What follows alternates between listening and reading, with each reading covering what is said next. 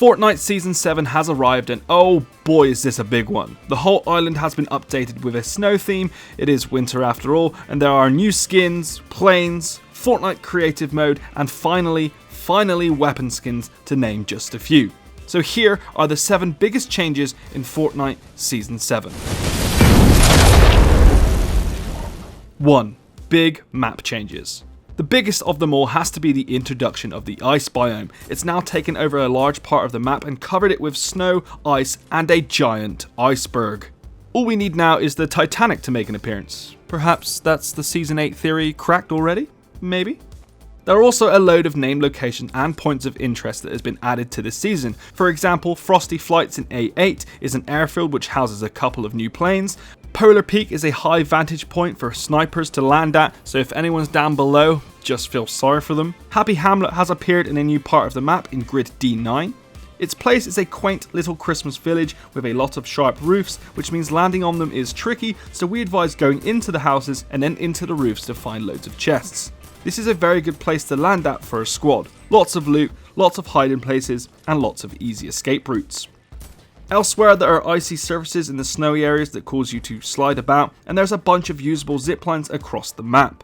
And half the time, they don't really work. Plus, you can still fire, aim while you're zipping down them, but this ain't gonna save you from breaking your legs. 2. There's a new X4 Stormwing plane. That's right, gliders are so last season. In Season 7, you can now take to the skies in one of the new X4 Stormwing planes. These planes can be found dotted all around the map, usually on high peaks, but there are some hidden around the map in little air garages. They have a total of 5 seats for you and your squad and come complete with mounted machine guns. These new vehicles are also pretty maneuverable. You can use the roll buttons R1 and L1 for sharp turns. Pressing both allows you to fly upside down, and there's a boost and an air brake to help you avoid incoming fire. Oh, and yes, you can do a barrel roll. Plus, jumping out will put you back into a skydiving state, so you don't have to worry about landing once you're in the air. 3. Wraps for weapons and vehicles. Yep, it's finally here, the feature I have been waiting for a while now. It's the new wraps, otherwise known as skins. These can be applied to weapons and vehicles to make you really stand out in the crowd.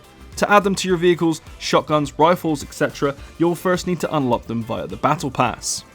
You get your first one called Arctic Camo at level 5, and then a Festive Paper at 11, Ultra Red at level 26, Durburger at 43, Indigo Ice at 60, and finally Carbon and Gold at level 74. Once you've picked your favourite, just head into your new locker and equip them.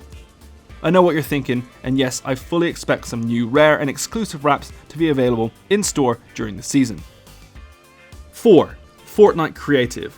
Now this was a complete surprise, a brand new mode which allows you to design and build your very own island. The possibilities that this is going to open are frankly mind-blowing. Once you drop onto your very own island, you can place props, buildings, scoreboards, and even pre-made obstacle courses anywhere you like and design something completely unique. Then you can invite your friends over to try out your new creation before sharing it with the world. Battle Pass owners will have early access to their creative island for 1 week starting now, and then all players will receive islands on December 13th. 5. Vaulted items.